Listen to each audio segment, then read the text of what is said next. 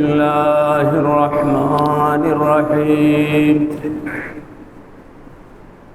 لا تحسبن الذين قتلوا في سبيل الله أمواتا بل أحياء عند ربهم يرزقون. وأيضا قال الله عز وجل في شأن حبيبه ومحبوبه مخبرا وآمرا إن الله وملائكته يصلون على النبي يا أيها الذين آمنوا صلوا عليه وسلموا تسليما. صلى الله على سيدنا محمد وآله وأصحابه وسلم. صلى الله على وآله وأصحابه وسلم. صلاة يا رسول الله عليكم، سلام يا حبيب الله عليكم. رسول الله مبعوث إلى الكل إلى جن وإنس ما سواه.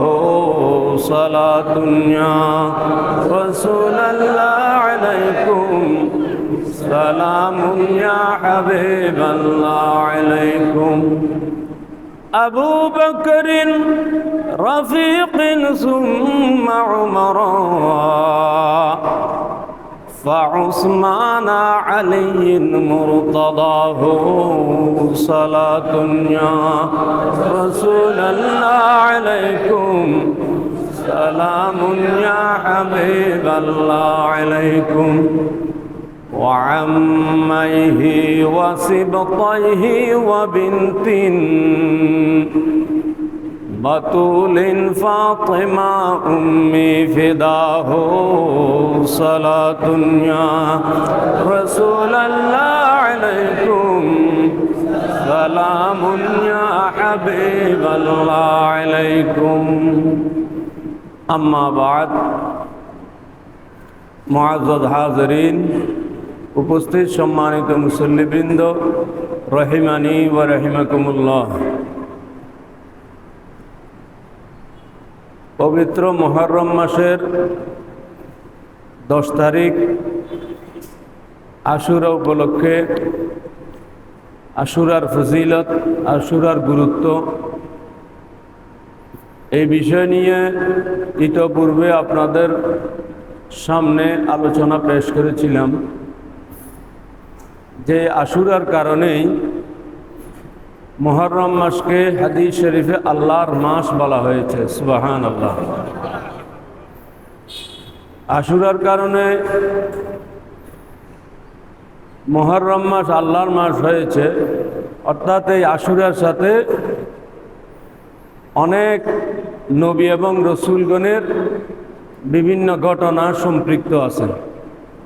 যেহেতু আশুরার দিনেই আল্লাহর প্রিয় নবীদের সাথে বেশ কিছু ঘটনা সম্পৃক্ত হয়েছে, এজন্য পুরা আশুরার মাস মুহররম মাসকেই আল্লাহর সাথে সম্পর্কিত করা হয়েছে। সুবহানাল্লাহ।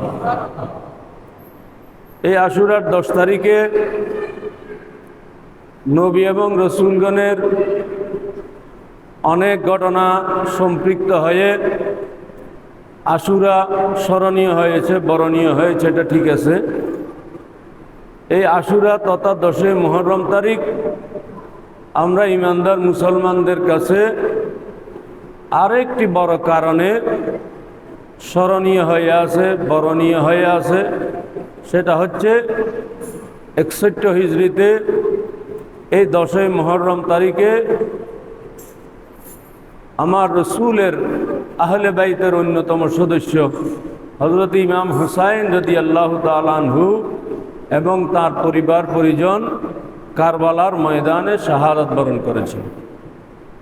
এই জন্য প্রতি বছর যখন মুহররম মাস শুরু হয়, যারা ইমানদার মুসলমান, যাদের অন্তরের মধ্যে আহলে বাইতে রসুলের ভক্তি আছে, শ্রদ্ধা আছে, মহব্বত আছে, তাদের অন্তরে নতুনভাবে রক্তক্ষরণ শুরু হয়। আহলে বাইতে রসুলকে কিছু মুসলমান নামদারি, তারাও কলমা পড়েছে, তারাও নামাজ পড়ত, তারাও নামাজের মধ্যে দরুদ শরীফ আমার রসুলকে সালাম দিত, আহলে বাইতে রসুলকেও সালাম দিত। কিন্তু নামাজের দিকে আহলে বাইতকে সালাম দিয়েছে, আবার ওদিকে সরাসরি আহলে বাইত রসুলকে জবেহ করে দিয়েছে, নাউজুবিল্লাহ। এই ঘটনাটি মনে আসলে প্রতিটি ইমানদার মুসলমানের অন্তরের মধ্যে রক্তক্ষরণ হয়। ঘটনাটি নতুনভাবে আমাদেরকে ঈমানী চেতনায় উজ্জীবিত করে। কিন্তু আফসোসের বিষয় হচ্ছে, এই মুহররম মাস যখন শুরু হয়, সত্যিকারের উলামায়ে কেরামের মুখ থেকে সাধারণ মানুষ আহলে বাইতে রসুলের প্রেম, আহলে বাইতে রসুলের প্রতি ভক্তি শ্রদ্ধার আলোচনা শুনে আহলে বাইতের প্রতি শ্রদ্ধাশীল হয়। আবার আরেক শ্রেণীর মোল্লা মৌলবী আছে, বিভিন্নভাবে বিভিন্ন কূট আলোচনার মাধ্যমে 10ই মুহররম তারিখে আহলে বাইতে রসুলের এই শাহাদতকে, আহলে বাইতে রসুল যে কারবালার ময়দানে নির্মমভাবে শহীদ হয়েছেন, এটাকে বিভিন্নভাবে প্রশ্নবিদ্ধ করার চেষ্টা করে, নাউজুবিল্লাহ। এমনভাবে চেষ্টা করে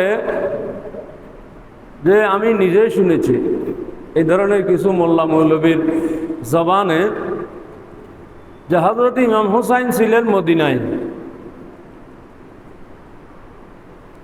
তো তিনি কুফা গিয়েছিলেন কেন? তো তিনি কুফা গিয়েছিলেন এজিদের বিরুদ্ধে বিদ্রোহ করার জন্য, নাউজুবিল্লাহ। অর্থাৎ ইনিয়ে বিনিয়ে বুঝাতে চেষ্টা করে যে হযরত ইমাম হুসাইন খেলাফত না পেয়ে, মসনদে আরোহণ করতে না পারার কারণে এজিদের বিরুদ্ধে হযরত ইমাম হুসাইন বিদ্রোহ করেছেন। তো এজিদ বিদ্রোহ দমন করতে গিয়ে ইমাম হুসাইনকে শহীদ করে দিয়েছে, কতল করে দিয়েছে। এটার মধ্যে অন্যায় কিছু নাই। ইমাম হুসাইন যে বিদ্রোহ করেছেন, বিদ্রোহের শাস্তি হচ্ছে মৃত্যুদণ্ড। তাহলে ইমাম হুসাইন মৃত্যুদণ্ডযোগ্য অপরাধ করেছেন, ইমাম হুসাইনকে শহীদ করা হয়েছে, এটা সঠিক সিদ্ধান্ত ছিল, নাউজুবিল্লাহ। কত জঘন্য কথা।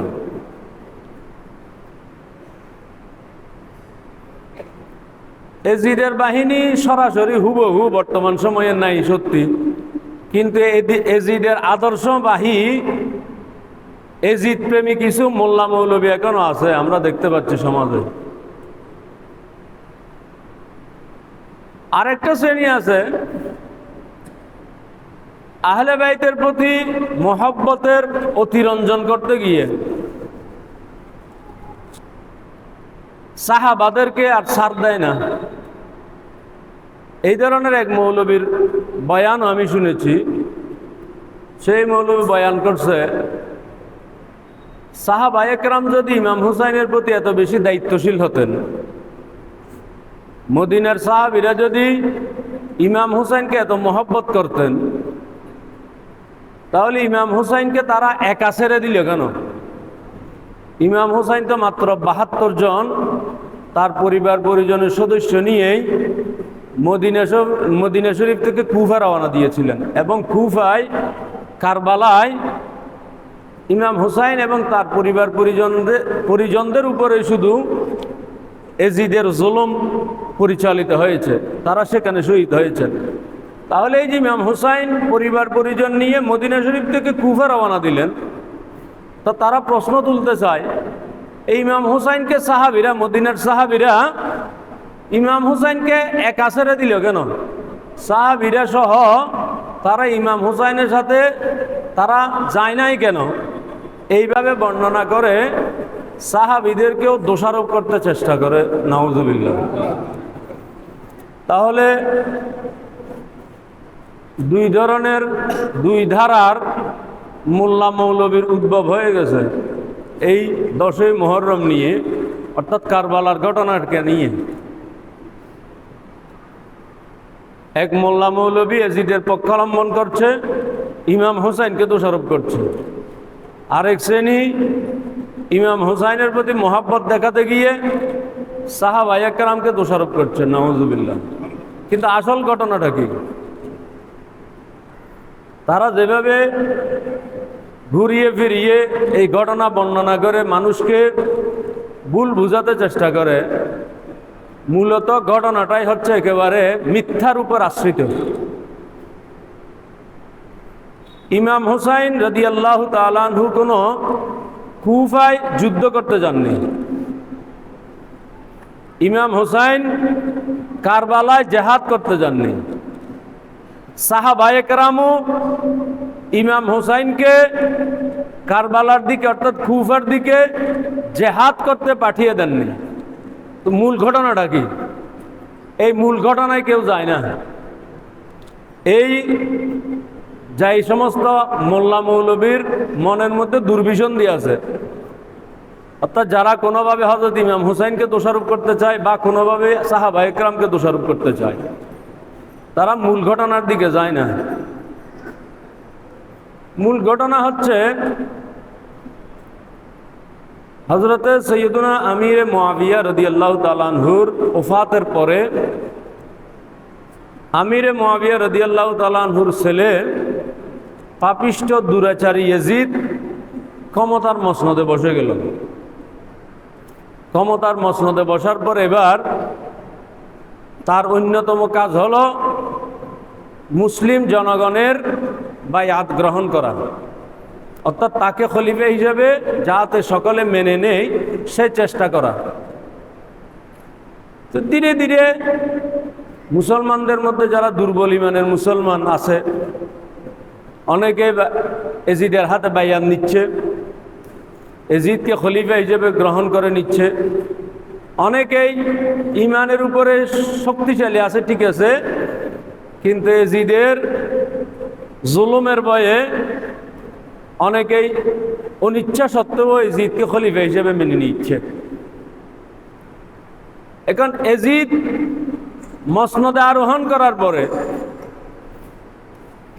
তার মসনদকে নিষ্কণ্টক করার জন্য সবচেয়ে গুরুত্বপূর্ণ মনে করেছে হযরতে সৈয়দুনা হুসাইন ইবনে আলী রাদিয়াল্লাহু আনহুমা, আরেকজন হচ্ছেন হযরতে আব্দুল্লাহ ইবনে ওমর রাদিয়াল্লাহু আনহুমা, আরেকজন হযরতে আব্দুল্লাহ ইবনে জুবাইর রাদিয়াল্লাহু আনহুমা।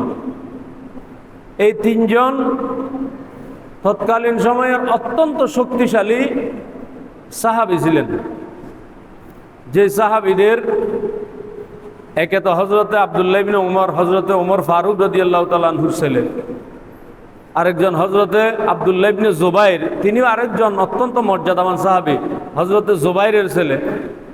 আর এদিকে হযরত ইমাম হুসাইন রাদিয়াল্লাহু তাআলা আনহুর কথা তো বলতেই হচ্ছে না, তিনি হযরতে শেরে খোদা আলী রাদিয়াল্লাহু তাআলা আনহুর ছেলে। সঙ্গত কারণেই এই তিনজন সাহাবীর প্রতি সাধারণ ইমানদার মুসলমানদের ভক্তি, শ্রদ্ধা, ভালোবাসা এগুলি বেশি। এই জন্য এজিদ তার মসনদকে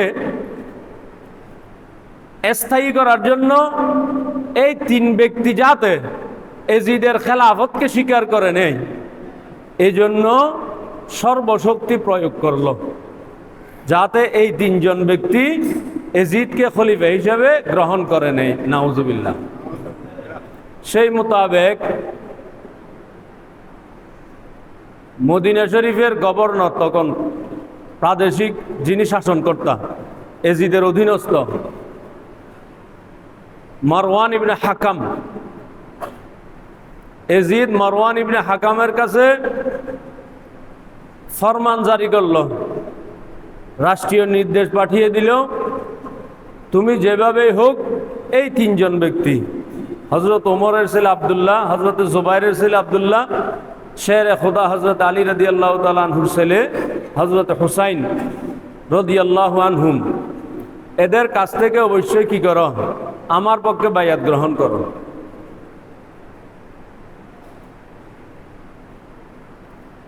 বিষয়টি তিনজনকে জানিয়ে দেওয়া হলো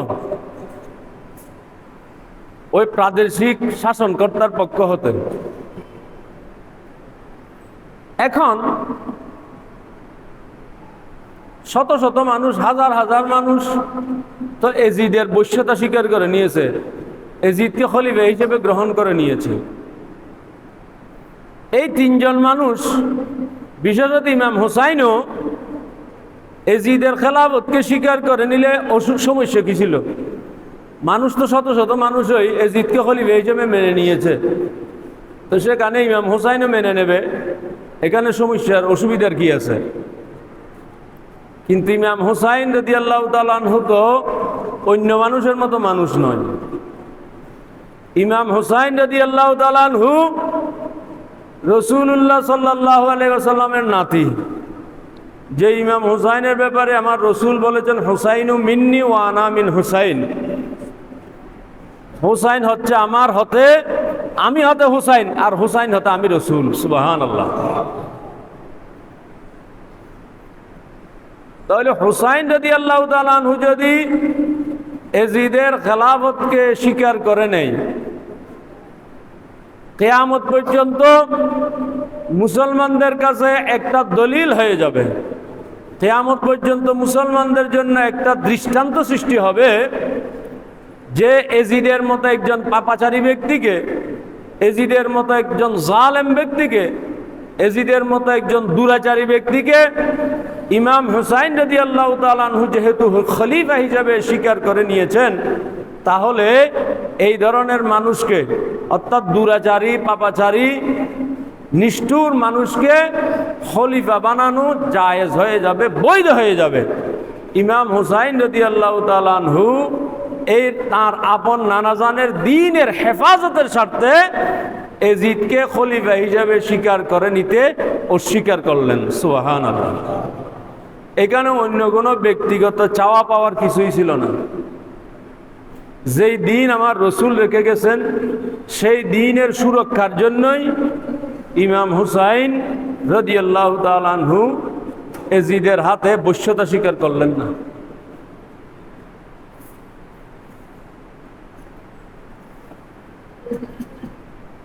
তাহলে বশ্যতা যখন স্বীকার করলেন না, এদিকে রাষ্ট্রীয় পর্যায় থেকে হযরত ইমাম হুসাইন রাদিয়াল্লাহু তাআলা আনহুর প্রতি চাপ প্রয়োগ করা হচ্ছে এজিদকে খলিফা হিসেবে মেনে নেওয়ার জন্য। এখন ইমাম হুসাইন রাদিয়াল্লাহু তাআলা আনহু তাকে খলিফা হিসেবে স্বীকার করতেই পারেন না, তার হাতে বাইআত নিতে পারেন না। বাইআত নিলে মুসলমানদের কাছে একটা দলিল পয়দা হয়ে যাবে। এই জন্য ইমাম হুসাইন রাদিয়াল্লাহু তাআলা আনহু সিদ্ধান্ত নিলেন তিনি মদিনা শরীফ ত্যাগ করে চলে যাবেন, যাতে ওই মদিনার শাসনকর্তা কি করতে না পারে, চাপ প্রয়োগ করতে না পারে।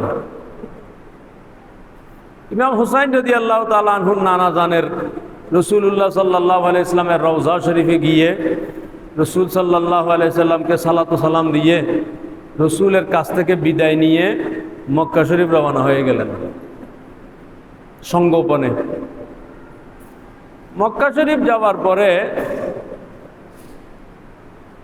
এদিকে কুফাবাসী, যারা এজিদকে ইতিপূর্বে খলিফা হিসেবে গ্রহণ করে নিয়েছে, কুফাবাসী একের পর এক হযরত ইমাম হুসাইনের কাছে চিঠি পাঠাতে লাগলেন। কয়েক হাজার চিঠি, বিভিন্ন বর্ণনায় এসেছে 12,000, কোনো কোনো বর্ণনায় 40,000। যাই হোক, সংখ্যাটা যতই হোক, অনেক অনেক চিঠি তারা পাঠিয়েছে কুফাবাসীরা।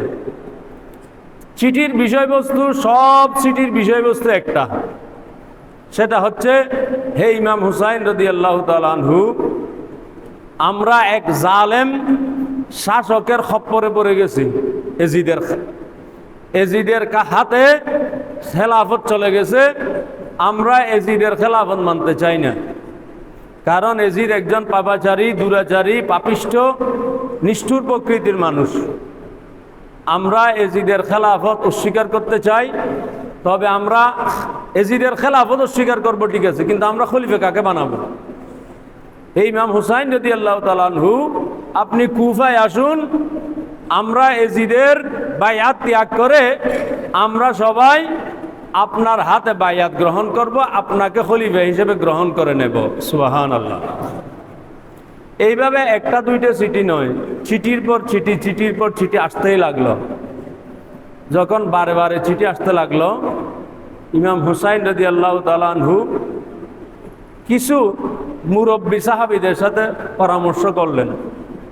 বললেন, দেখুন, কুফাবাসীরা যেভাবে আমাকে চিঠির পর চিঠি দিচ্ছে, এই অবস্থায় আমাকে যাওয়ার জন্য তারা দাওয়াত দিচ্ছে, আমি না গেলে কি হয় বা গেলে কি হয়, এটা সলা পরামর্শ করলেন। বেশিরভাগ মুরব্বীদের, সাহাবীদের মধ্যে যারা মুরব্বী শ্রেণীর ছিলেন, তারা ইমাম হুসাইনকে বললেন, না ইমাম হুসাইন, আপনি কুফা যাওয়া আপনার জন্য সমীচীন হবে না, নিরাপদ হবে না। কেননা কুফাবাসী সম্পর্কে আমাদের অভিজ্ঞতা আছে। এই কুফাবাসীরা আপনার আব্বাজান হযরতে আলী রাদিয়াল্লাহু তাআলা আনহুর সাথেও তারা গাদ্দারি করেছে, বিশ্বাসঘাতকতা করেছে। এখন আপনাকে তারা বারবার চিঠি দিচ্ছে সত্য, কিন্তু আমাদের সংশয় হচ্ছে তারা আপনাকে চিঠি দিয়ে নিয়ে যাবে, হয়তো তারাও আপনার সাথে বিশ্বাসঘাতকতা করবে, নাউজুবিল্লাহ। এই ধরনের পরামর্শ দিয়ে অনেক সাহাবী ইমাম হুসাইনকে কুফা যেতে মানা করলেন, নিষেধ করলেন। কিন্তু চিঠির পর চিঠি আসতেই লাগলো। ইমাম হুসাইন রাদিয়াল্লাহু তাআলা আনহু তখন চিন্তা করলেন, যে সমস্ত মুরব্বী সাহাবীরা আমাকে পরামর্শ দিয়েছেন কুফা না যাওয়ার জন্য, তারা তাদের দৃষ্টিভঙ্গিতে, তাদের বিবেচনায় যেটা ভালো মনে হয়েছে সেই পরামর্শ আমাকে দিয়েছে,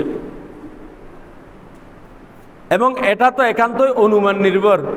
কুফাবাসীরা হযরত আলীর সাথে বিশ্বাসঘাতকতা করেছে, সেটার উপরে ভিত্তি করে তারা বলছে আমার উপরে তারা বিশ্বাসঘাতকতা করতে পারে। এটা কত সুনির্দিষ্টভাবে বলার সুযোগ নেই, একটা অনুমান নির্ভর। এখন সাহাবীরা আমাকে অনুমান নির্ভর একটা পরামর্শ দিচ্ছে, এই পরামর্শ মোতাবেক আমি যদি কুফা না যাই, কুফাবাসীদেরকে যদি এজিদের হাত থেকে পরিত্রাণ না দিই, কাল কিয়ামতের ময়দানে যদি এই কুফাবাসী আমার নানাজান রাসূলুল্লাহ সাল্লাল্লাহু আলাইহি ওয়াসাল্লামের কাছে যদি নালিশ দায়ের করে, ইয়া রাসূলুল্লাহ, আমরা এজিদের জুলুমের শিকার হয়েছিলাম, আমরা এজিদের অত্যাচারের শিকার হয়েছিলাম, এজিদ আপনার দ্বীনকে বিকৃত করে ফেলেছিল, এই অবস্থা থেকে মুক্তি পাওয়ার জন্য আমরা আপনার নাতি ইমাম হুসাইনকে বারবার দাওয়াত দিয়েছিলাম, আসতে বলেছিলাম, আপনার নাতি আমাদের কাছে আসে নাই, আমাদের দাওয়াত কবুল করে নাই, এজিদের জুলুম থেকে আমাদেরকে নাজাত দেয় নাই। ইয়া রাসূলুল্লাহ, আজকে কিয়ামতের ময়দানে আমরা সেটার বিচার চাই। যদি সেই দিন কুফাবাসীরা আমার নানাজানের কাছে যদি বিচার চায়, আমি সেই দিন আমার নানাজানকে কি জবাব দেব? সুবহানাল্লাহ। তখন ইমাম হুসাইন রাদিয়াল্লাহু তাআলা আনহু তার আপন চাচাতো ভাই হযরতে মুসলিম বিন আকিল রাদিয়াল্লাহু তাআলা আনহুকে পাঠালেন কুফা। মুসলিম বিন আকিলকে কুফা পাঠালেন, বললেন আপনি যান কুফা, গিয়ে আপনি অবস্থা পর্যবেক্ষণ করুন। কুফাবাসীরা যে আমাকে বারবার চিঠি দিচ্ছে তাদের কাছে আসার জন্য, তারা আমার হাতে বাইয়াত গ্রহণ করবে, এজিদের বাইয়াত তারা ত্যাগ করবে, তারা এজিদের জুলুমের মধ্যে আছে, আসলে ঘটনা কি আপনি একটু পর্যবেক্ষণ করুন। পর্যবেক্ষণ করে আপনি আমাকে যে সংবাদ দেবেন সেই সংবাদের উপরে ভিত্তি করে আমি কি করব, সিদ্ধান্ত নেব। হযরত ইমাম হুসাইন রাদিয়াল্লাহু তাআলা আনহুর নির্দেশ পেয়ে তার চাচাতো ভাই হযরত মুসলিম বিন আকিল রাদিয়াল্লাহু তাআলা আনহু কুফা গেলেন। কুফা গিয়ে হযরত মুসলিম বিন আকিল দেখলেন আসলে ঘটনা সত্য, কুফাবাসীরা ইমাম হুসাইনের অপেক্ষায় রয়েছে, তারা এজিদের বৈশ্যতা স্বীকার করতে চায় না, এজিদের খেলাফত তারা মানে না, তারা এজিদের খেলাফত না মেনে এজিদের বায়াত পরিত্যাগ করে সবাই ইমাম হুসাইনের হাতে বায়াত গ্রহণ করার জন্য অধীর আগ্রহে অপেক্ষা করছে। হযরতে মুসলিম বিন আকিল এটা লক্ষ্য করে হযরত ইমাম হুসাইনের কাছে চিঠি পাঠিয়ে দিলেন, হে ইমাম হুসাইন, আসলে ঘটনা সত্য, কুফাবাসীরা আপনাকে যেভাবে চিঠি দিয়েছে, আপনাকে আসতে বলেছে, তারা আপনার হাতে বায়াত নিতে চাচ্ছে, সব কিছু ঠিক আছে, আপনি মেহেরবানি করে এবার কুফার দিকে রওনা হন। সুবহানাল্লাহ। তাহলে মুসলিম বিন আকিল রাদিয়াল্লাহু তাআলা আনহু যখন হযরত ইমাম হুসাইনের কাছে অবস্থা অনুকূল বলে খবর পাঠালেন, তখন হযরত ইমাম হুসাইন রাদিয়াল্লাহু তাআলা আনহু কুফার দিকে রওনা হলেন পরিবার পরিজন নিয়ে। তো তখন তো আর আমাদের বর্তমান সময়ের মতে এইভাবে গাড়ি ঘোড়ার যোগাযোগ ব্যবস্থা তো উন্নত ছিল না। একবার গেলাম, অবস্থা পর্যবেক্ষণ করে আবার চলে আসলাম, আবার পরিবার পরিজন নিয়ে গেলাম, সেই সুবিধা তো তখন ছিল না। একবার যেতেই তো কয়েক সপ্তাহ সময় ব্যয় হয়ে যায়। সেই জন্য পরিবার পরিজন সকলকে নিয়েই ইমাম হুসাইন রাদিয়াল্লাহু তাআলা আনহু কুফার দিকে রওনা হলেন। এদিকে হলো কি, হযরতে মুসলিম বিন আকিল যখন কুফায় আসলেন, তখন কুফার এজিদের শাসনকর্তা ছিল নোমান ইবনে বশির নামক এক ভালো মানুষ। মুসলিম বিন আকিলের হাতে অজস্র হাজার হাজার কুফাবাসী ইমাম হুসাইনের পক্ষে বায়াত গ্রহণ করেছে, এজিদের বায়াত ত্যাগ করেছে। এগুলি সব দেখেও এই কুফার গভর্নর কোনো ব্যবস্থা নিল না। এই কুফার গভর্নর আহলে বাইতের প্রতি অত্যন্ত সংবেদনশীল একজন মানুষ ছিলেন। এজিদ এই খবর পেয়ে গেল, এজিদ খবর পেয়ে গেল কুফায় ইমাম হুসাইনের পক্ষে মুসলিম বিন আকিল এসেছে, মুসলিম বিন আকিলের হাতে অনেক কুফাবাসী ইমাম হুসাইনের পক্ষে বায়াত নিয়ে ফেলেছে এবং কুফার গভর্নর তাদেরকে কোনো প্রকার বাধা প্রদান করেনি। এই খবর যখন এজিদের কানে পৌঁছে গেল, এজিদ নোমান বিন বশির নামক এই ভালো মানুষটিকে বরখাস্ত করে সেখানে একজন জল্লাদ ওবায়দুল্লাহ ইবনে জিয়াদ নামক একজন দুষ্ট প্রকৃতির মানুষকে কুফার গভর্নর হিসেবে নতুনভাবে নিয়োগ দিল। নাউজুবিল্লাহ। এই কুফার গভর্নর হিসেবে ওবায়দুল্লাহ ইবনে জিয়াদকে যখন নতুনভাবে নিয়োগ দিল, তখন আস্তে আস্তে হাওয়া বদল হতে শুরু করলো। ওই কুফাবাসীরা আপন চরিত্রে ফিরে গেল, যেই চরিত্রের পরিচয় তারা হযরত আলীর সাথে দিয়েছিল, মুনাফিকি চরিত্র। এই ওবায়দুল্লাহ ইবনে জিয়াদ যখন ক্ষমতায় আসলো শাসনকর্তা হিসেবে গভর্নর হয়ে, সে এবার কুফাবাসীদেরকে ভয় দেখাতে শুরু করলো, তোমরা এজিদের খেলাফত ত্যাগ করে হুসাইনের হাতে বায়াত নিচ্ছ, তোমাদেরকে খুন করা হবে, হত্যা করা হবে, জুলুম করা হবে, জেলবন্দি করা হবে। আবার যাদেরকে লোভ দেখানোর দরকার, তোমাকে ক্ষমতা দেওয়া হবে, ক্ষমতার অংশীদারিত্ব দেওয়া হবে, টাকা দেওয়া হবে, পয়সা দেওয়া হবে, এই পদ দেওয়া হবে, পদবি দেওয়া হবে, যাকে যেটা দিয়ে সম্ভব, যাকে ধন সম্পদ দিয়ে লোভ দেখিয়ে যাকে বশ করা সম্ভব তাকে লোভ দেখিয়ে বশ করেছে, যাকে ভয় দেখিয়ে সম্ভব তাকে ভয় দেখিয়ে তাকে বশ করেছে। এইভাবে দেখা গেল কয়েকদিনের মধ্যেই কুফার চিত্র একেবারে ভিন্ন হয়ে গেল। নাউজুবিল্লাহ। এদিকে কয়েকদিন আগের খবর হযরত মুসলিম বিন আকিল ইমাম হুসাইনকে জানিয়ে দিয়েছেন, ইমাম হুসাইন কুফার দিকে রওনা দিয়েছেন। এদিকে ওবায়দুল্লাহ জিয়াদ নতুনভাবে ক্ষমতায় এসে মুসলিম বিন আকিলকে গ্রেফতার করে ফেলেছে। কুফার মানুষকে যাকে যেভাবে সম্ভব বুঝিয়ে শুনিয়ে তাদেরকে বিরূপ করে ফেলেছে, উল্টা করে দিয়েছে। এখন হযরত মুসলিম বিন আকিল যেহেতু ওবায়দুল্লাহ জিয়াদের হাতে বন্দী হয়ে গেছে, এখন তিনিও আর ইমাম হুসাইনের কাছে আবার খবর পাঠাতে পারছেন না, ইমাম হুসাইন আপনাকে আমি যে সংবাদ দিয়েছিলাম এখন চিত্র ভিন্ন হয়ে গেছে, আপনি মেহেরবানি করে আর আসবেন না, এই খবরও আর ইমাম হুসাইনকে দিতে পারছেন না। ইমাম হুসাইনও কুফায় রওনা দিয়েছেন। এদিকে ওবায়দুল্লাহ জিয়াদও কুফাবাসী সকলকে কি করে ফেলেছে, বিরূপ করে ফেলেছে, সকলকে এজিদের প্রতি অনুগত বানিয়ে ফেলেছে। অবশেষে ঘটনা তো অনেক লম্বা। অবশেষে ওবায়দুল্লাহ জিয়াদ ইমাম হুসাইনের চাচাতো ভাই হযরত ইমাম মুসলিম বিন আকিল রাদিয়াল্লাহু তাআলা আনহুকে তার দুই শিশু, নাবালক শিশু সহ তাদেরকে শহীদ করে দিলেন। নাউজুবিল্লাহ। এই অবস্থা হয়ে গেল। এখন ইমাম হুসাইন যখন কুফার দিকে রওনা হলেন, ওই কারবালা প্রান্তরে এসে এজিদের বাহিনীর হাতে অবরুদ্ধ হয়ে গেলেন।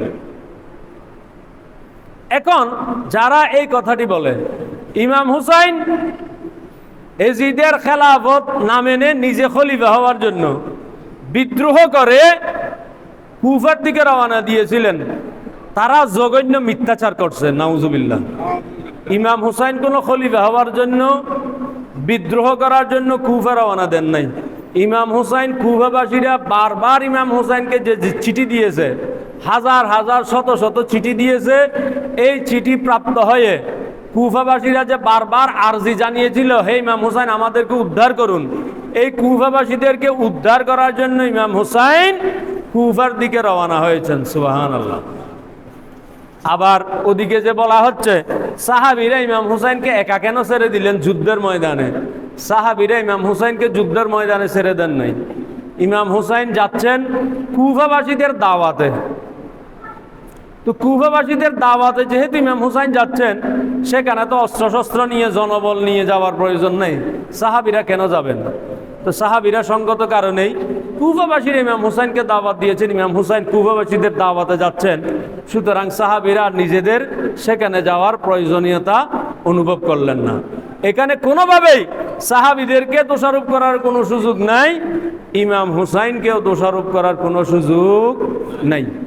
ইমাম হুসাইন রাদিয়াল্লাহু তাআলা আনহু যখন কারবালায় চলে আসলেন, এই কারবালায় অবরুদ্ধ হলেন মাত্র ৭২ জন আহলে বাইতে রাসূল। ইমাম হুসাইনের সঙ্গী সাথী পরিবারের সদস্য ৭২ জন। এই ৭২ জন নিরস্ত্র পুরুষ মহিলা মিলে ৭২ জন আহলে বাইতের বিপরীতে এজিদ বাহিনী সৈন্যের সমাবেশ করেছে ২২,০০০। দুনিয়ার ইতিহাসে এই ধরনের অসম কোনো যুদ্ধ হয় না। মাত্র ৭২ জনের বিপরীতে ২২,০০০ সশস্ত্র সৈন্য, সেই সৈন্যের সমাগম করেছিল এজিদ বাহিনী, নাউজুবিল্লাহ। তো এজিদ বাহিনী কেমন ছিল? এদিকে মাত্র ৭২ জন আহলে বাইতে রাসূলের সদস্য, এদিকে ২২,০০০-এরও বেশি এজিদের বাহিনী, এদিকে ৭২ জনের তাঁবুর মধ্যেও নামাজ আদায় হচ্ছে, এদিকে ২২,০০০ সৈন্যরা তারাও নামাজ আদায় করছে। তারা তো মুসলমান দাবিদার, আমার রসুলের উম্মত দাবিদার। তারা নামাজের মধ্যেও দরুদ শরীফ পড়ছে, যে দরুদ শরীফ আমরা পড়ি আর কি, আল্লাহুম্মা সাল্লি আলা সাইয়্যিদিনা মুহাম্মাদিন ওয়া আলা আলি সাইয়্যিদিনা মুহাম্মদ। দরুদ পড়েন, রসুলের উপরে আমরা দরুদ পেশ করছি, রসুলের আহলের উপরে, আহলে বাইতের উপরে দরুদ পেশ করছি। এই ২২,০০০ সৈন্যরা রসুলের আহলের উপরে দরুদ পেশ করে তারা নামাজ পড়ছে। সেই নামাজ শেষ করেই রসুলের আহালকে এক একজনকে তারা জবাই করেছে, নাউজুবিল্লাহ। এরা সেই মুসলমান। এই জন্য হাদিস শরীফে এসেছে এক রাওয়ায়াতে, শুধু নামাজ পড়লেই ইমানদার হয় না, শুধু নামাজ পড়লেই জান্নাতি হয় না, শুধু নামাজ পড়লেই নাজাত পাওয়া যায় না। মান সামা ওয়া সাল্লা বাইনাল হাজারি ওয়াল মাকামি ওয়া হুয়া মুবগিদু আহলি বাইতি ফাদাখালান নার আও কামা ক্বালা সাল্লাল্লাহু আলাইহি ওয়াসাল্লাম। হাদিস শরীফে এসেছে যে বাইতুল্লাহ শরীফে যে হাজার আসওয়াদ, জান্নাতি পাথর আর মাকাম ইব্রাহিম, এই জায়গাটা অত্যন্ত বরকতময় জায়গা। হেরেম শরীফের ভিতরে ১ রাকাত নামাজ পড়লে ১,০০,০০০ রাকাতের নামাজের সওয়াব, একটা রোজা রাখলে ১,০০,০০০ রোজা রাখার সওয়াব।